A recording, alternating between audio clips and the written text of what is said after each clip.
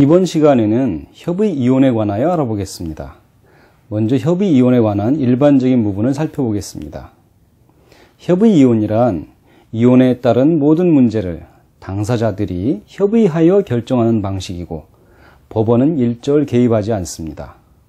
법원은 다만 당사자들의 이혼 의사를 확인해 줄 뿐입니다.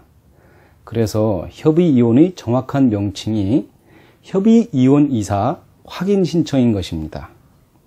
그러므로 협의이혼에서는 위자료 및 재산 분할을 산정해 줄 것인가, 아이의 친권자 및 양육권자로 나를 지정해 줄 것인가, 양육비는 얼마로 책정해 줄 것인가를 기대하거나 걱정할 필요가 없습니다.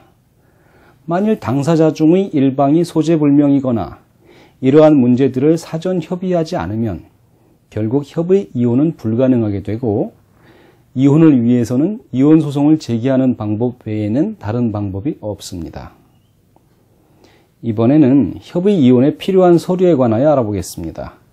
협의이혼에 필요한 서류는 첫째, 협의이혼의사 확인 신청서 한 통, 부부 각자의 가족관계 증명서, 혼인관계 증명서 각 한 통, 주민등록 등본 한 통, 자녀의 양육과 친권자 결정에 관한 협의서 한 통과 그 사본 두 통이 필요합니다. 다음으로 협의이혼의 관할에 관하여 살펴보겠습니다. 협의이혼의 관할은 이혼하고자 하는 부부의 등록 기준지 또는 주소지를 관할하는 가정법원이 되고, 이 가정법원에 부부가 함께 출석하여 신청합니다. 부부의 주소가 각기 다르거나 등록 기준지와 주소가 다른 경우에는 그중 편리한 곳에 신청서를 제출하면 됩니다. 또한 변호사 또는 대리인에 의한 신청은 할 수 없습니다.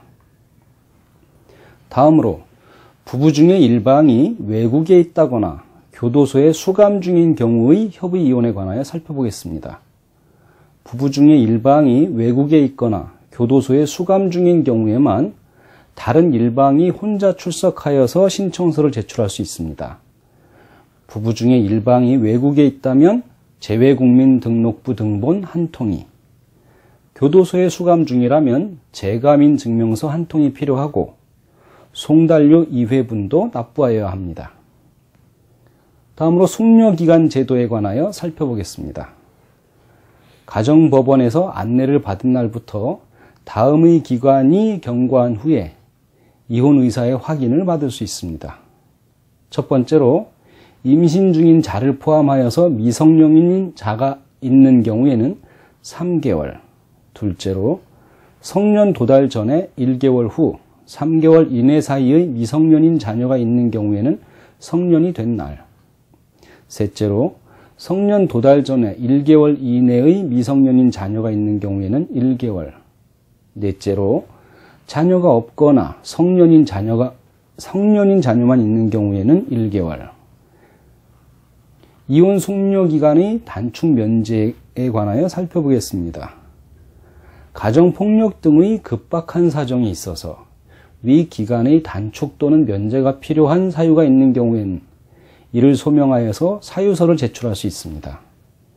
사유서를 제출한 후에 7일 이내에 확인기일의 재지정 연락이 없으면 최초에 지정한 확인기일이 유지되며 이에 대하여는 이의를 할 수 없습니다. 다음으로 협의이혼 의사확인의 무효화 철회에 관하여 살펴보겠습니다. 협의이혼은 의사확인을 받은 날로부터 3개월 이내에 행정관서에 이혼의 신고를 하지 않으면 무효가 되고, 이혼을 위해서는 다시 협의이혼의 절차를 밟아야 합니다. 협의이혼 의사확인서는 쌍방에게 각 한 통씩 교부하는데, 이 중에 어느 일방만 이혼 신고를 하면 이혼은 신고한 순간부터 효력을 발생합니다. 협의이혼 의사확인을 받은 이후라도 상대방이 이혼의 신고를 하기 이전에는 가족등록부 관할 행정관서에 협의이혼 의사확인 철회의 신청을 할 수 있고, 당사자 중에 어느 일방 배우자가 협의이혼 의사확인 철회를 하게 되면 협의이혼 의사확인은 무효가 됩니다.